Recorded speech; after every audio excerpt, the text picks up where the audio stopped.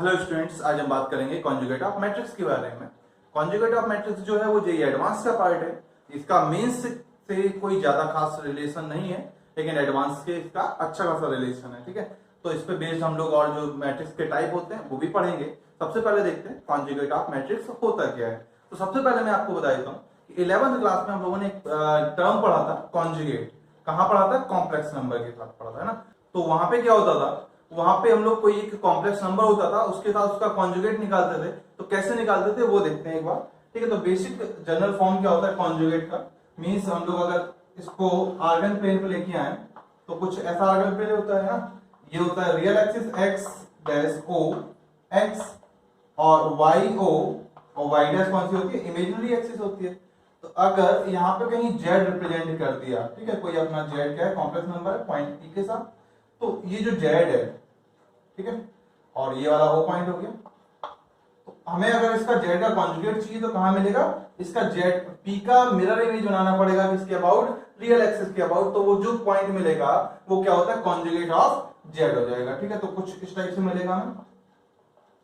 ये mirror point का मतलब होता है कि एक्स एक्सिस जो है वह जब मिरर काम कर जाए और इसका जो मिरर इमेज जो दिखेगा ये वाला पॉइंट, इसको हम लोग पी डैश बोलते हैं और ये रिप्रेजेंट किया जाता है जेड बार से, है ना। जेड कॉन्जुगेट या जेड बार कह सकते हैं हम लोग इसको। तो ये जो है ये जेड का कॉन्जुगेट है, ऐसे निकालते थे हम लोग। लेकिन इसका मैट्रिक्स में कैसे यूज होगा इसके बारे में हम लोग बात करने वाले हैं। ठीक है, तो स्टार्ट करते हैं हम लोग कॉन्जुगेट ऑफ अ मैट्रिक्स के बारे में पढ़ना। ठीक है, तो लिखते हैं लेट ए क्या है हमारे पास? ए आई जे कोई एक मैट्रिक्स है जिसका ऑर्डर कितना है? एम क्रॉस एन मैट्रिक्स है ना। Then conjugate of matrix A is obtained by A की जो कॉन्जुगेट है मैट्रिक्स है वो कैसे ऑब्टेन्ड होगी? Obtained by replacing all element by it's conjugate. Means कहने का मतलब ये है कि हमारे पास जो ए मैट्रिक्स है इसके जितने भी एलिमेंट्स हैं m into n करके जितने भी एलिमेंट आएंगे a11 a12 a13 वाले, तो सबके क्या करना पड़ेगा? सबसे पहले हमें क्या निकालना पड़ेगा? कॉन्जुगेट निकालने पड़ेंगे उन सभी एलिमेंटों के। और जिस एलिमेंट का हमें कॉन्जुगेट निकाला है उसकी जगह पर उसको रिप्लेस करना पड़ेगा। तो जो मैट्रिक्स नई बनेगी उसको बोलेंगे कॉन्जुगेट ऑफ मैट्रिक्स। ठीक है, तो इसके बारे में हम लोग और भी बातें कर लेते हैं। तो सबसे पहले एक एग्जाम्पल के थ्रू मैं आपको बता देता हूँ कि जैसे एग्जांपल में ए लिखा मैंने 2/2 की मैट्रिक्स ले लेता हूं मैं। जैसे लिखा 1 प्लस आयोटा, यहाँ लिख दिया 0, यहाँ लिख दिया -1 और यहाँ लिख दिया 3 माइनस 2 आयोटा। ठीक है, ये बना दिया हमने। ठीक है, और मुझे क्या करना है? इसका कॉन्जुगेट निकालना है। कैसे रिप्रेजेंट होता है ये भी बताऊंगा मैं अभी। तो अभी हम लोग केवल ऐसे लिखेंगे कॉन्जुगेट ऑफ ए। इसका रिप्रेजेंटेशन या नोटेशन मैं बताऊंगा कैसे लिखते हैं। तो सबसे पहले इतना देख लेते हैं, ये कैसे आएगा? ये कौन सा एलिमेंट है? a11 है। तो a11 का हमें क्या करना पड़ेगा? इसका कॉन्जुगेट निकालना पड़ेगा। तो इसका कॉन्जुगेट कितना आता है? 1 minus iota. Means imaginary part में जो साइन होता है वो चेंज हो जाता है। तो आ गया 1 माइनस आयोटा आ गया।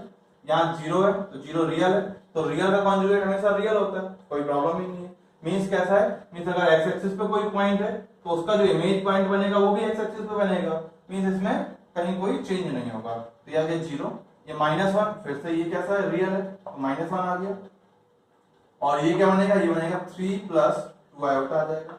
तो ये जो मैट्रिक्स बन गई इसको बोलते हैं कॉन्जुगेट ऑफ मैट्रिक्स ए। ठीक है, तो कहने का मतलब सिंपल सा ये है कि अगर किसी भी मैट्रिक्स में कॉम्प्लेक्स एलिमेंट्स हैं तो वहां पे कॉन्जुगेट ऑफ मैट्रिक्स पॉसिबल है। अदरवाइज जो कॉन्जुगेट ऑफ मैट्रिक्स निकालेंगे वो सेम रहेगी। कब? जब इसके सारे एलिमेंट, किसी भी एक मैट्रिक्स के सारे एलिमेंट कैसे हो? ये रियल नंबर में हो। तो कैसा रहेगा? सेम रहेगा। और अगर कॉन्जुगेट या इमेजिनरी नंबर्स हैं तो ये कॉन्जुगेट में चेंज हो पाएगा। अब हम देख लेते हैं ये डिनोट कैसे करता है। तो डिनोटेशन का जो होता है वो ऐसा होता है, ए ऊपर कॉन्जुगेट लगाते हैं ना, बार लगाते हैं, जैसे कि हम लोग कॉम्प्लेक्स नंबर में करते थे। वही सेम पार्ट है कि अगर ए हमारे पास कोई एक मैट्रिक्स है और उसका मुझे कॉन्जुगेट निकालना है तो क्या हो जाएगा? उसको रिप्रेजेंट किया जाएगा ए बार के साथ में। ठीक है, बाकी हम लोग इसका जनरलाइज फॉर्म देख लेते हैं और क्या क्या हो सकता है वो देखते हैं एक बार। इन जनरल हम लोगों ने माना कि ए हमारे पास मैट्रिक्स है, ऑर्डर कौन सा है? 2/3 है। यहाँ पे स्क्वायर मैट्रिक्स का ऐसा कोई वो नहीं है, लिमिटेशन नहीं है। तो यहाँ पे देखते हैं अगर ए हमारे पास ये दे रखा है तो ए बार क्या आएगा? ए बार का मतलब होता है कॉन्जुगेट ऑफ ए। ए बार आ जाएगा कैसे? भाई सारे एलिमेंटों का क्या करना है? कॉन्जुगेट निकालना है ना, और उसी की जगह पे रिप्लेस कर देना। तो a11 का कॉन्जुगेट क्या आ जाएगा? a11 का कॉन्जुगेट, a12 का कॉन्जुगेट, a13 का कॉन्जुगेट, A21 का कॉन्जुगेट, A22 का कॉन्जुगेट और A23 का कॉन्जुगेट, ठीक है। तो ये क्या आएगा, 2 क्रॉस 3 आ जाएगा। तो ये जो बनेगी मैट्रिक्स वो कौन सी होगी, कॉन्जुगेट ऑफ मैट्रिक्स ए होगी। और मैं थोड़ी देर पहले अभी बात वही कर रहा था आपसे कि अगर A11, A12, A13 मतलब सारे एलिमेंट जो हैं वो अगर रियल हैं तो रियल में जो कॉन्जुगेट बनता है वो सेम होता है किसके, रियल के इक्वल। तो जो जितने भी और भी एलिमेंट यहाँ पे रखोगे वो भी सेम होंगे, तो A equal to A conjugate हो जाएगा। कब, जब सारे एलिमेंट कैसे हैं, रियल है। और अगर एक भी एलिमेंट इमेजिनरी या कॉन्जुगेट है, एक भी मतलब एक से ज्यादा भी हो सकते हैं, लेकिन अगर एक भी हमारे पास इमेजिनरी या कॉन्जुगेट में आता है तो ए कॉन्जुगेट डिफरेंट हो जाएगा किससे, ए से। तो यही मैं इसके साथ अभी बोल रहा था, ठीक है। तो ये हमारे पास कॉन्जुगेट ऑफ मैट्रिक्स है। अब कुछ इसकी प्रॉपर्टीज पढ़ लेते हैं, फिर हम आगे चलेंगे। तो अब हम चल रहे हैं प्रॉपर्टीज ऑफ कॉन्जुगेट को लेकर के, ठीक है। तो प्रॉपर्टीज ऑफ कॉन्जुगेट में 4 मेन प्रॉपर्टी है, उसके बाद और भी होती है, लेकिन क्या है वो ऐसे ही है, तो अपने को समझ आ जाएंगी देख के। तो पहली वाली प्रॉपर्टी सेम लाइक एज जैसे हम लोग कॉन्जुगेट निकालते थे कॉम्प्लेक्स नंबर में, वैसे ही है कि किसी भी कॉम्प्लेक्स नंबर का कॉन्जुगेट निकालते हो और फिर उसका एक बार और कॉन्जुगेट निकाल देते हो तो वही सेम नंबर बन जाता है। सेम इसी टाइप से इसमें भी है कि कोई भी हमारे पास ए मैट्रिक्स है, उसका मैंने कॉन्जुगेट निकाला एक बार, उसका फिर से होल कॉन्जुगेट कर दिया, मींस ए का एक बार कॉन्जुगेट उसका होल कॉन्जुगेट, ठीक है, मतलब दोबारा कॉन्जुगेट कर दिया। तो जो आंसर आएगा वो कौन सी मैट्रिक्स हो जाएगी, वही सेम मैट्रिक्स हो जाएगी ए वाली। तो जो मतलब दे रखा होगा वही आ जाएगा। दूसरा पार्ट क्या है, ए बी कोई भी दो मैट्रिक्स हैं और उन दोनों का समीशन करके फिर मैंने कॉन्जुगेट निकाला, ठीक है, वो किसके बराबर होगा या किसके इक्वल होगा, A conjugate plus B conjugate. मतलब हम इसको सेपरेट कर सकते हैं, ए का कॉन्जुगेट हो जाएगा और बी का कॉन्जुगेट निकाल करके फिर हम उसको ऐड करेंगे तो जो आंसर आएगा वो सेम लाइक इसके आ जाएगा, ठीक है। थर्ड वाला पॉइंट है हमारे पास कि कोई भी अल्फा हमारे पास एक नंबर है, तो अल्फा इंटू ए, अल्फा के कांस्टेंट है और ए क्या है, मैट्रिक्स है। तो इन दोनों का अगर मैं कॉन्जुगेट करूं तो यहाँ पे क्या आ जाएगा, अल्फा कॉन्जुगेट इंटू ए कॉन्जुगेट, ठीक है। अल्फा कॉन्जुगेट क्या है, हमारे पास कोई भी नंबर हो सकता है, कॉम्प्लेक्स भी हो सकता है और रियल भी हो सकता है, तो उसका कॉन्जुगेट अलग से आ जाएगा और साथ में ए कॉन्जुगेट निकालो फिर मल्टीप्लाई कर दो, बात बराबर ही होगी, ठीक है। फोर्थ वाला पॉइंट है ए बी का होल कॉन्जुगेट। ए बी अब यहाँ पे मल्टीप्लिकेशन में, मल्टीप्लिकेशन में ध्यान रखना होता है, यहाँ पे क्या है, यहाँ पे कोई रिवर्सल लॉ नहीं लग रहा है, जैसे हम लोग ट्रांसपोज वगैरह में रिवर्सल लॉ लगा रहे थे, यहाँ पे रिवर्सल लॉ काम नहीं करेगा। क्यों नहीं करेगा, इसका सबसे बड़ा रीजन ये है कि ए का जो ऑर्डर होता है सेम ऑर्डर ए कॉन्जुगेट का होता है, तो बी का जो ऑर्डर होगा वही सेम ऑर्डर बी कॉन्जुगेट का हो जाएगा। तो अगर ए बी कंफर्टेबल है मल्टीप्लिकेशन में तो ए कॉन्जुगेट और बी कॉन्जुगेट भी कैसे होंगे, कंफर्टेबल होंगे, ना कि बी कॉन्जुगेट ए कॉन्जुगेट होगा, ठीक है। तो सिंपल सा कहने का मतलब ये है कि जब ऑर्डर चेंज नहीं होगा और ए बी हमारे पास कंफर्टेबल है तो ए का कॉन्जुगेट इनटू बी कॉन्जुगेट भी कंफर्टेबल होंगे मल्टीप्लिकेशन के लिए। तो फोर्थ वाली प्रॉपर्टी ये रही, ठीक है। तो ये चारों प्रॉपर्टी है, चारों काम की है, अच्छी प्रॉपर्टी है, ठीक है। बाकी जो है वो ऐसे हैं, अगर माइनस लगा दो तो यहाँ माइनस आ जाएगा, तो इस टाइप की और छोटी छोटी प्रॉपर्टीज। अब हम चलते हैं कहाँ पे, transpose of conjugate of matrix, ठीक है। अब क्या करेंगे, अब ट्रांसपोज निकालेंगे किसका, कॉन्जुगेट ऑफ मैट्रिक्स का, ठीक है। अब हम बात करेंगे transpose of conjugate of a matrix के बारे में, ठीक है। तो इसका समझना क्या है कि ये केवल दिमाग से खेल रहा है, सारी चीजें हम लोग पढ़ चुके हैं, वही सारी चीजें हैं इसमें।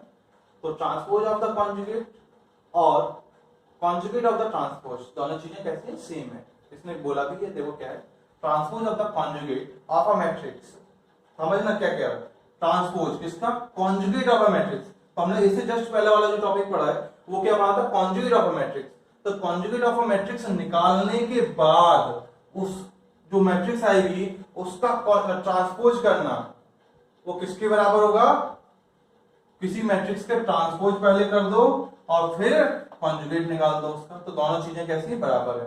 तो सिंपल सा उसका कहने का मतलब यही है कि या तो हम कॉन्जुगेट पहले मैट्रिक्स का निकाल करके फिर ट्रांसपोज लगाते हैं, या पहले ट्रांसपोज लगा करके फिर हम लोग कॉन्जुगेट करते हैं उस मैट्रिक्स का, दोनों चीजें कैसी हैं, सेम है, ठीक है। तो उसने यहाँ पे ये रिप्रेजेंट भी किया हुआ है क्या कि ए कॉन्जुगेट का अगर मैं ट्रांसपोज करूं, ठीक है, इक्वल होगा किसके, ए ट्रांसपोज के कॉन्जुगेट के इक्वल, ये सेम चीज है, ठीक है, दोनों चीज बराबर है। और इस पूरे पार्ट को कैसे रिप्रेजेंट, ऐसे नहीं करते रिप्रेजेंट, ठीक है, ऐसे कहीं नहीं मिलेगा किसी भी आपको बुकलेट में, या कह सकते हो आप लोग कि किसी भी एग्जाम में, किसी भी क्वेश्चन में इस टाइप से नहीं लिखा मिलेगा आपको। कैसा लिखा मिलेगा, ए टू द पावर थीटा की फॉर्म में, ए टू द पावर थीटा। तो जैसे ए टू द पावर थीटा आता है, हम लोग थीटा समझते हैं ये है क्या, जब हम लोगों ने ये चीज पढ़ी नहीं होती, जब आपने ये चीज नहीं पढ़ी है, समझे ही नहीं हो ये चीज, तो बोले ये थीटा किसको रिप्रेजेंट करता है, तो बताते हैं क्या कि ये जो थीटा रिप्रेजेंट कर इसका मतलब क्या है कि ट्रांसपोज निकाल करके फिर हमने उसका कॉन्जुगेट किया है।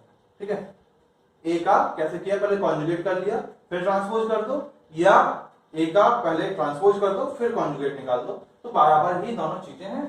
ठीक है, इसका मतलब केवल इतना ही होता है और इसमें कोई ऐसी महाभारत रामायण नहीं है कि जो हमें समझना है। ठीक है, बहुत सिंपल सी चीजें हैं, तो इसको हमें क्या है कि केवल इतना ध्यान रखना है कि पहले कॉन्जुगेट करो या ट्रांसपोज करो, या ट्रांसपोज करके फिर कॉन्जुगेट कर दो, बराबर ही चीजें हैं। मेन जो पार्ट था, मेन जो रोल था वो कॉन्जुगेट का रोल था, और कॉन्जुगेट के साथ साथ एक और रोल मुझे अच्छा लगा कि भाई यहाँ पे अगर थीटा कहीं आ जाता है क्वेश्चन में तो हम लोग थोड़ा सा कंफ्यूज हो जाते हैं, इसलिए मैंने ये वाला पार्ट आपको बताया। अदरवाइज क्या होता, अगर पावर थीटा ये ऐसा रिप्रेजेंटेशन ये नहीं होता, ये वाला रिप्रेजेंटेशन होता, तो मैं इसको बिल्कुल ही नहीं समझाता, बिल्कुल लिखता ही नहीं यहाँ पे। ठीक है, क्यों नहीं लिखता, क्योंकि सामने दिख रहा है क्या कि पहले कॉन्जुगेट किया फिर ट्रांसपोज कर दिया, इसमें कोई नई बात नहीं है। लेकिन ए की पावर जो थीटा है वो आपने कभी नहीं देखा होता फिर, और क्वेश्चन में आ जाता तो हम लोग पढ़ते हुए भी मतलब समझते हुए भी ये काम नहीं कर पाते, इसलिए मैंने इसको आपके बोर्ड पे लिखा हुआ है। कुछ इसकी प्रॉपर्टीज है वो देख लेते हैं क्या क्या प्रॉपर्टी हो सकती है। ठीक है, तो हमारे पास प्रॉपर्टीज ऑफ ट्रांसपोज कॉन्जुगेट ये सामने आपके बोर्ड पे लिखी हुई है। पहली वाली प्रॉपर्टी क्या है, जस्ट सेम है, जस्ट इसकी पहली वाली प्रॉपर्टी इसकी ए की power theta whole power theta किया तो क्या आ जाएगा, ए आ जाएगा इसका। ठीक है, तो इसको समझाने की दोबारा जरूरत नहीं कि थीटा किसको बोलते हैं। ठीक है, तो ए की पावर थीटा की पावर थीटा मतलब अगर मैं दो बार सेम काम करता हूँ तो क्या आंसर आ जाएगा, ए आ जाएगा। सेकंड वाली प्रॉपर्टी भी सेम है कि अगर ए प्लस बी का पहले मैंने एडिशन कर दिया उसके बाद थीटा वाला पार्ट लगाया, मींस ट्रांसपोज कॉन्जुगेट लगाया, ठीक है, तो वो क्या आ जाएगा, वो सेपरेटली भी सॉल्व हो सकता है। ए की पावर में थीटा प्लस बी की पावर में थीटा आ जाएगा। ठीक है, तो ये वाला पार्ट भी सही है। थर्ड वाला पार्ट देखना है, थर्ड वाला थोड़ा सा ध्यान रखना है ये कि के क्या है हमारे पास, कोई भी नंबर है तो नंबर का कभी भी ट्रांसपोज नहीं हो सकता है। तो ठीक है, तो क्या करना होता है, इसको कैसे सॉल्व करना है वो देखते हैं। ए के इंटू ए की पावर थीटा किया, मतलब के क्या है, कोई भी कांस्टेंट है, तो के का मल्टीप्लाई पहले ए में हो गया, फिर उसका हम लोग ट्रांसपोज कॉन्जुगेट वगैरह कर सकते हैं, कोई प्रॉब्लम नहीं है। लेकिन अगर मैं के को सेपरेटली सॉल्व करूं तो के का केवल और केवल कॉन्जुगेट निकल सकता है, ट्रांसपोज नहीं हो सकता है। ठीक है, तो के का कॉन्जुगेट कर दिया इनटू ए की पावर में थीटा। ठीक है, थीटा का मतलब क्या आ जाएगा, ट्रांसपोज कॉन्जुगेट। ओके, फोर्थ वाला पार्ट वो मैं अभी जस्ट पहले समझा रहा था कि ए बी की पावर में थीटा क्या होता है, बी थीटा इंटू ए थीटा होता है। क्यों होता है, क्योंकि यहाँ पे ट्रांसपोज भी है, जब ट्रांसपोज होगा तो ए और बी के जो ऑर्डर्स हैं वो कैसे हो जाएंगे, रिवर्स हो जाएंगे। रिवर्स होते ही ऑर्डर कैसे हो जाएंगे, यहाँ पे अगर ए बी कंफर्टेबल है तो वहां पे बी थीटा इंटू ए थीटा कंफर्टेबल होगा सॉल्व होने में। ठीक है, क्यों, क्योंकि ऑर्डर कैसा होगा, चेंज हो गया ये वाला पार्ट। ठीक है, तो ये इसकी चारों प्रॉपर्टीज थी, आप जल्दी से इसको नोट कर लीजिए। हम चलते हैं आगे की तरफ। अब हम बात करेंगे इसको लेकर के, ट्रेस ऑफ मैट्रिक्स को लेकर के बात करेंगे। ट्रेस ऑफ मैट्रिक्स होता क्या है उसके बारे में हम लोग बात करते हैं। ठीक है, बहुत सिंपल सा पार्ट है, बस ये कि आपको एक बार समझना है और हमेशा ही याद रहेगा, कुछ नहीं है, बहुत आसान सी चीज है। क्या होता है वो समझते हैं। कोई भी हमारे पास मैट्रिक्स ए है, इसमें लिमिटेशंस होती हैं कि ट्रेस हम उन्हीं मैट्रिक्स का निकाल सकते हैं जो कि स्क्वायर होती हैं। ठीक है, तो जिसकी याद कह सकते हो जिनके number of rows equal to number of columns होते हैं। ठीक है, तो कोई भी हमारे पास ए मैट्रिक्स है जो कैसी स्क्वायर मैट्रिक्स है, याद रखना स्क्वायर मैट्रिक्स में ही केवल और केवल ट्रेस निकाला जा सकता है। क्यों निकाला जा सकता है तो आगे आपको पता चल जाएगा। ऑफ ऑर्डर एन, कोई भी एन ऑर्डर की है तो जो उसके डायगोनल एलिमेंट जो होते हैं ना, उनका अगर मैं सम निकालूं तो जो सम आएगा उसको बोलते हैं ट्रेस ऑफ मैट्रिक्स। ठीक है, वही मैंने इसको थोड़ा सा थ्योरेटिकल भाषा में लिखा हुआ है। क्या लिखा, कि the sum of elements of A lying along the principal diagonal. ठीक है, प्रिंसिपल डायगोनल में जितने भी एलिमेंट्स लाई करते हैं उन सबका जो समेशन होगा उसी को हम बोलते हैं ट्रेस ऑफ ए, बोलते हैं ट्रेस ऑफ मैट्रिक्स ए बोलते हैं। ठीक है, यही कहने का मतलब है। तो इसने क्या बोला, प्रिंसिपल डायगोनल। तो प्रिंसिपल डायगोनल कहां केवल पॉसिबल होता है, स्क्वायर मैट्रिक्स में ही प्रिंसिपल डायगोनल पॉसिबल होता है या डायगोनल पॉसिबल होता है, और केवल एक ही डायगोनल होता है। तो हमें क्या करना पड़ेगा, हमें लिमिटेशंस ये मिल गई कि जो मैट्रिक्स होगी वो कैसी होनी चाहिए, स्क्वायर मैट्रिक्स होनी चाहिए, उसी का ही ट्रेस निकाला जा सकता है, अदरवाइज किसी और मैट्रिक्स का ट्रेस नहीं निकाला जा सकता है। लिखते कैसे हैं, जैसे हमारे पास ए मैट्रिक्स है, जो मैंने कहा कि ए आई जे करके इसके एलिमेंट्स हैं, और ऑर्डर डिफाइन कर दिया n इंटू एन ऑर्डर किया। ठीक है, तो ट्रेस ऑफ ए क्या हो जाएगा, इसका फर्स्ट एलिमेंट क्या आएगा डायगोनल एलिमेंट का a11, अगला a22, a33 से लेकर के an तक आ जाएगा। इसको अगर दूसरी भाषा में रिप्रेजेंट करें तो ये कुछ ऐसे आएगा trace of A this is equal to summation I equal to 1 से लेकर के n तक ए आई आई, ठीक है, फॉर ऑल आई एंड जे, ऐसे भी लिखा जा सकता है, ठीक है। यहाँ जे जे कर दो या आई जे इक्वल टू कर दो, और आई जे कैसे होनी चाहिए, सेम होनी चाहिए, ठीक है। आई और जे कैसे होनी चाहिए, इक्वल होनी चाहिए, कह सकते हो ऐसे भी। और मैंने आई पे ही केवल बात कर दी तो बात बराबर ही है, आई की जगह 1 1 2 2 3 3 4 4 इस टाइप से चलेगा। तो जितने भी प्रिंसिपल डायगोनल के एलिमेंट्स हैं उनका अगर मैं समेशन कर देता हूं तो वो कैसा बनेगा, ट्रेस ऑफ मैट्रिक्स बन जाएगा, ठीक है। अगर मैं यहीं पे बात करता हूं कि स्क्यू सिमेट्रिक के लिए, तो स्क्यू जो सिमेट्रिक होता है, अगर स्क्यू सिमेट्रिक कोई भी मैट्रिक्स है तो कैसी होती है वो, सबसे पहले तो स्क्वायर मैट्रिक्स होती है, सिंपल सी बात है, क्योंकि उसमें ट्रांसपोज वाला पार्ट कुछ बनता है और ट्रांसपोज के साथ साथ कैसा होता है, स्क्वायर वाला पार्ट भी। तो वहां पे क्या बताया था मैंने आपको कि जितने भी स्क्यू सिमेट्रिक मैट्रिक्स होती हैं सबके जो डायगोनल एलिमेंट होते हैं वो कैसे होते हैं, जीरो होते हैं। तो ट्रेस ऑफ ए कितना हो जाएगा, जीरो हो जाएगा। कब, जब हमारे पास मैट्रिक्स कैसी हो, स्क्यू सिमेट्रिक हो, ठीक है। ये हमेशा सही नहीं है, आप ये भी नहीं कह सकते, ये हमेशा नहीं है कि जिसका ट्रेस जीरो है वो स्क्यू सिमेट्रिक होगा, ये पॉसिबल नहीं है, ठीक है। या ये कह सकते हो ये 100% सही नहीं है, लेकिन जितनी भी स्क्यू सिमेट्रिक मैट्रिक्स हैं सबका जो ट्रेस होगा वो जीरो होगा, वाइस वर्सा नॉट ट्रू, ठीक है, ऐसा कह सकते हैं हम लोग, ठीक है। तो ये हमारे पास ट्रेस के बारे में था।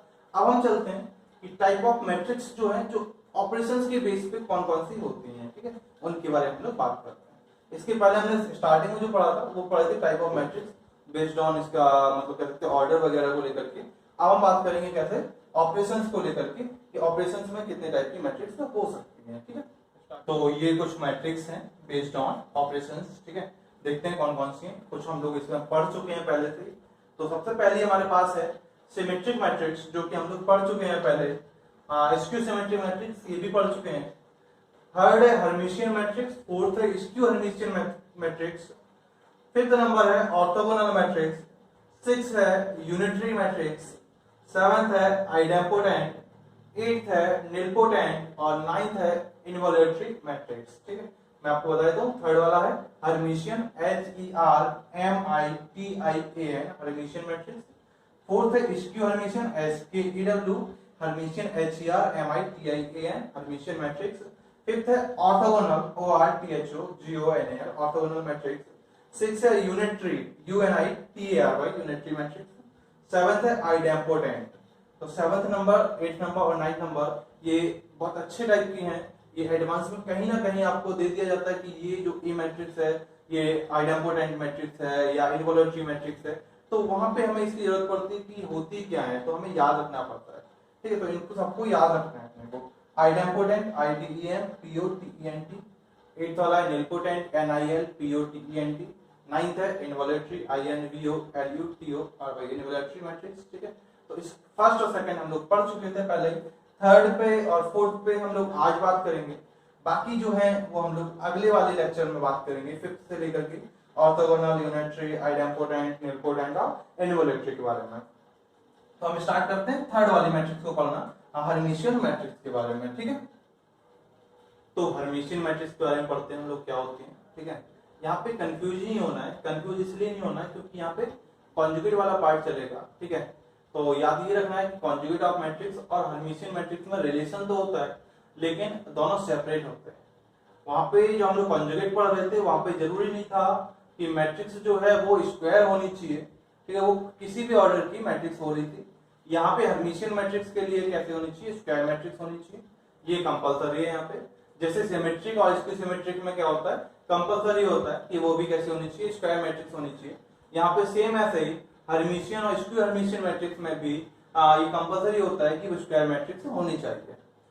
तो Hermitian just like as symmetric matrix, symmetric में क्या होता है कि corresponding AIJ equal to AJI इक्वल होता है, ठीक है। यहाँ पे इक्वल तो होंगे लेकिन कैसे होंगे, कॉन्जुगेट के साथ में, ठीक है। तो AIJ कैसा होगा, कॉन्जुगेट होगा किसका, AJI का, या कह सकते हो AJI जो होगा वो कॉन्जुगेट होगा AIJ का। तो ये दोनों कैसे होंगे, जैसे कॉन्जुगेट के बराबर। जैसे A12 और A21 में अगर रिलेशन देखोगे तो एक दूसरे के कैसे होंगे, कॉन्जुगेट होंगे। A31 A13 जैसे अगर है भी तो A13 और A31 जो है उनमें क्या हो जाएगा, वो आपस में कॉन्जुगेट हो जाएंगे, तो ये रिलेशन रहेगा इसमें। तो ये जब रिलेशन होता है और स्क्वायर मैट्रिक्स होती है तो उसको बोलते हैं हर्मिशियन मैट्रिक्स। तो ये पार्ट मैं अभी आपको एग्जांपल से समझा दूंगा, ठीक है। बाकी जो कुछ नोट्स हैं उसके बारे में हम लोग बात करते हैं।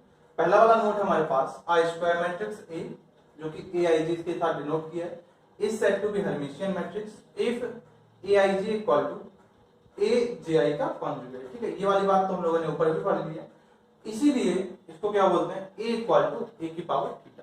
तो ये इस चीज को बताने के लिए मुझे ये वाली लाइन लिखनी पड़ेगी, नोट नंबर 1, क्या कि अगर जो मैट्रिक्स है वो कैसी है, हर्मिशियन मैट्रिक्स है, तो जो ए होगा वो क्या हो जाएगा, ए की पावर थीटा के इक्वल हो जाएगा, ठीक है। मींस कॉन्जुगेट का ट्रांसपोज जो होगा वो ए आ जाएगा हमारे पास।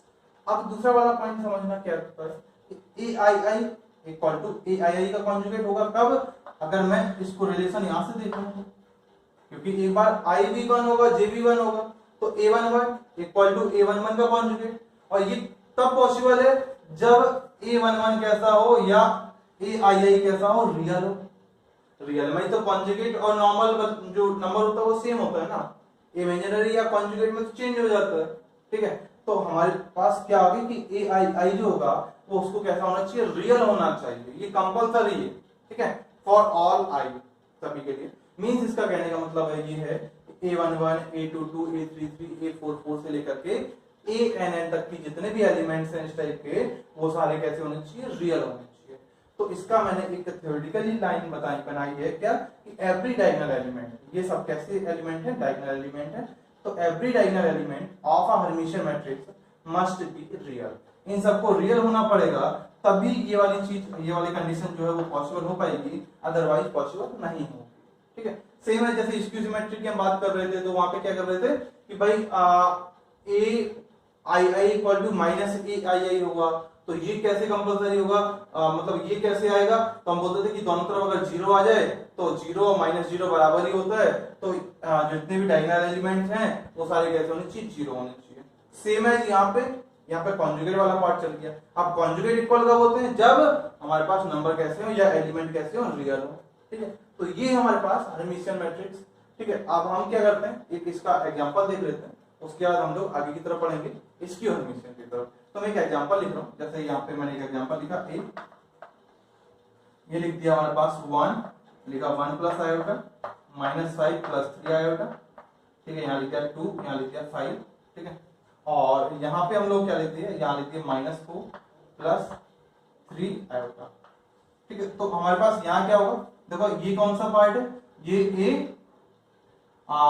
1 2 वाला पार्ट है, तो ये इसका कॉन्जुगेट कहाँ मिलेगा, A21 पे मिलेगा, तो 1 माइनस आयोटा यहाँ मिलेगा। तो ये देखो आपस में कॉन्जुगेट है, अगर इस दोनों को देखो तो ये आएगा -5 माइनस 3 आयोटा, ये दोनों आपस में कैसे कॉन्जुगेट है। और यहाँ पे क्या आएगा, -4 माइनस 3 आयोटा, तो ये कॉन्जुगेट, ठीक है। तो इसको क्या बोलेंगे, ये कैसी मैट्रिक्स है हमारे पास, हर्मिशियन मैट्रिक्स है।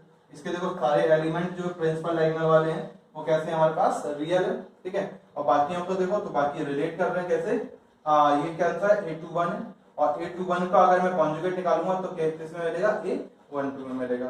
सेम है A31 का मैं अगर कॉन्जुगेट निकालता हूँ तो किस में मिलेगा, A13 में मिलेगा। A32 का अगर कॉन्जुगेट निकालो तो A23 में मिल जाएगा, ठीक है। तो ये जो है वो कैसी मैट्रिक्स है, हर्मिशियन मैट्रिक्स है, ठीक है। याद रखना ये वाली पार्ट, जैसे ये और ये आपस में सेम है, जो वही है जैसे स्क्यू सिमेट्रिक और सिमेट्रिक पढ़ते थे, बस यहाँ पे क्या है, यहाँ पे कॉन्जुगेट वाला खेल है। कॉन्जुगेट हम लोग पढ़ चुके हैं, इसलिए हर्मिशियन पढ़ते हैं, ठीक है। आप लोगों का क्या है कि आप लोग कॉन्जुगेट ऑफ मैट्रिक्स भी नहीं पढ़ते हो, तो कॉन्जुगेट जब नहीं पढ़ते हो तो हर्मिशियन भी आपको नहीं पढ़ाई जाती, क्यों, क्योंकि ये रिलेट करती है किससे, कॉन्जुगेट से, इसलिए इसको भी नहीं पढ़ाते हैं। और इसके साथ साथ स्क्यू हर्मिशियन को भी नहीं पढ़ाते हैं, इसी वजह से कि आपने कॉन्जुगेट वाला पार्ट नहीं पढ़ा होता है, ठीक। अब हम चलते हैं स्क्यू हर्मिशियन मैट्रिक्स पे। तो हम बात करते हैं स्क्यू हर्मिशियन मैट्रिक्स को लेकर के, ठीक है। क्या है ये मैट्रिक्स, ए ना स्क्वायर मैट्रिक्स ए, कोई भी हमारे पास स्क्वायर मैट्रिक्स ए है और उसमें अगर ये रिलेशन फॉलो करता है तो वो जो मैट्रिक्स होगी वो कौन सी हो जाएगी, स्क्यू हर्मिशियन मैट्रिक्स हो जाएगी। रिलेशन है हमारे पास aij equal to minus of a ji conjugate, means जो हर्मिशियन मैट्रिक्स में थी उसमें अगर हम लोग उस रिलेशन में माइनस बाहर आ जाए तो वो जो मैट्रिक्स बनेगी वो कौन सी बन जाएगी, स्क्यू हर्मिशियन मैट्रिक्स बन जाएगी। सभी आई और जे के लिए ये एप्लीकेबल होगा। तो यहाँ पे कहने का मतलब ये है कि I square matrix A is said to be schizometric if aij equal to minus of aji का conjugate for all I and j that is a theta equal to minus a। अभी हम लोगों ने पढ़ा था a theta equal to a किसमें, Hermitian में। यहाँ पे कौन सी, इसकी हर्मिशियन है। यहाँ पे a theta equal to minus a है। सेम है, अगर मैं आपको याद दिलाऊं वहां पे सिमेट्रिक और इसके सिमेट्रिक, सिमेट्रिक में क्या था, a equal to a transpose था और इसकी सिमेट्रिक में था a equal to minus of a transpose था। सेम है, जिसमें भी वही पार्ट है, बस थीटा t की जगह क्या आ गया, थीटा आ गया। तो a equal to a theta हो गया किसमें, सिमेट्रिक में, सॉरी हर्मिशियन में, और a equal to minus of a theta हो गया किसमें, इसके हर्मिशियन में। ठीक है, और ये क्या है, ये सिमेट्रिक का पार्ट है, ये इसके सिमेट्रिक वाला पार्ट है। तो अब हम बात करते हैं सेकंड वाले पॉइंट की। तो सेकंड वाला पॉइंट कह रहा है कि अगर मैं इसको देखा जाए डायगोनल एलिमेंट पे तो क्या असर पड़ेगा वो समझते हैं। तो aii equal to minus of aii का कॉन्जुगेट होगा। ठीक है, तो ये कंडीशन जो है वो दो पार्ट में सॉल्व हो सकती है। जब डायगोनल एलिमेंट जो हो वो तो या तो प्योरली इमेजिनरी हो तब ये कंडीशन फुलफिल हो जाएगी, या जीरो हो। तो जीरो होगा तो जीरो और माइनस ऑफ जीरो मतलब जीरो जीरो इक्वल हो जाएगा।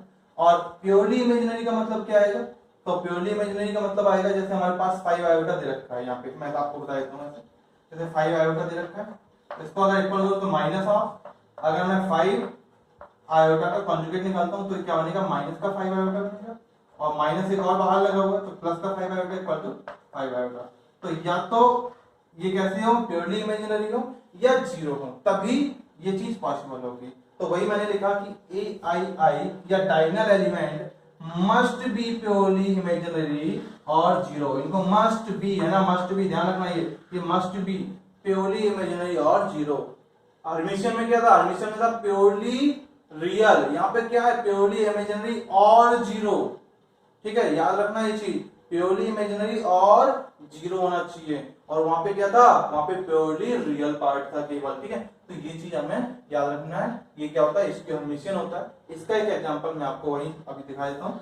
तो एग्जांपल लिखते हैं, जैसे हमारे पास मैं 3x3 की मैट्रिक्स ही लेकर के चल रहा हूँ। ये लिखा मैंने, जैसे जीरो कर दिया मैंने। ठीक है, तो जीरो कर दिया, तो जीरो कर दिया, तो यहाँ आगे अगर मैंने 1 प्लस आयोटा किया तो यहाँ पे क्या आएगा हमारे पास, इसके वाले पार्ट में तो माइनस में 1 माइनस आयोटा मींस इसका कॉन्जुगेट और बाहर माइनस लगा होना चाहिए। अब यहाँ पे मैं लिख दूं, यहाँ पे लिख दिया 5 आयोटा, तब भी काम कर जाएगा। तो मैंने ऐसा नहीं किया था कि एलिमेंट तो सारे जीरो होंगे या सारे इमेजिनरी होंगे, ऐसा नहीं है। इसका मतलब ये था कि जो डायगोनल एलिमेंट है कोई जीरो भी हो सकता है, कोई इमेजिनरी भी हो सकता है। ऐसा नहीं कि सारे जीरो आएंगे या तो फिर या सारे इमेजिनरी आएंगे, ऐसा नहीं है बिल्कुल भी। ठीक है, तो कोई भी जीरो हो सकता है, कोई भी प्योरली इमेजिनरी हो सकता है। तो यहाँ पे अगर मैं लिखूं तो यहाँ पे मैंने कह दिया -7 आयोटा, ये भी सही है। जीरो भी लिख देते तब भी सही था। ठीक है, अगला अगर मैं बात करूं, यहाँ पे कह दिया मैंने 5 प्लस 3 आयोटा, तो 5 प्लस 3 आयोटा यहाँ पे क्या आएगा, माइनस लग जाएगा, और उसका कॉन्जुगेट तो क्या आएगा, माइनस का ये वाला पार्ट। ठीक है, तो ये इसके इक्वल हो जाएगा। अब यहाँ पे देखते हैं, यहाँ पे लिख दिया मैंने कौन सा पार्ट देखो, मैं लिख दूं अगर 2 प्लस 3 आयोटा या -2 प्लस 3 आयोटा, ये आएगा माइनस बाहर। ठीक है, -2 माइनस 3 आयोटा। तो आप अगर इसको ध्यान से देखें तो ये जो बनेगी वो कौन सी मैट्रिक्स बन जाएगी, इसकी हर्मिशियन मैट्रिक्स। देखो तो 0 5 आयोटा और -7 आयोटा जो है इसमें कोई फर्क नहीं पड़ेगा। ये क्या है, ये प्रिंसिपल डायगोनल के एलिमेंट है, तो या तो ये प्योरली इमेजिनरी होंगे या जीरो होंगे। ठीक है, और अगर मैं यहाँ पे देखूं तो ये कौन सा है, A21 है। तो A21 किसके इक्वल है, माइनस ऑफ A12 का कॉन्जुगेट के इक्वल है। ठीक है, तो वही सेम चीज है हमारे पास। तो ये सारे पार्ट जो है वो सब फॉलो कर रहे हैं इस वाली कंडीशन को, और इसको बोलते हैं इसकी हर्मिशियन मैट्रिक्स। तो यहाँ तक का आज का पार्ट था।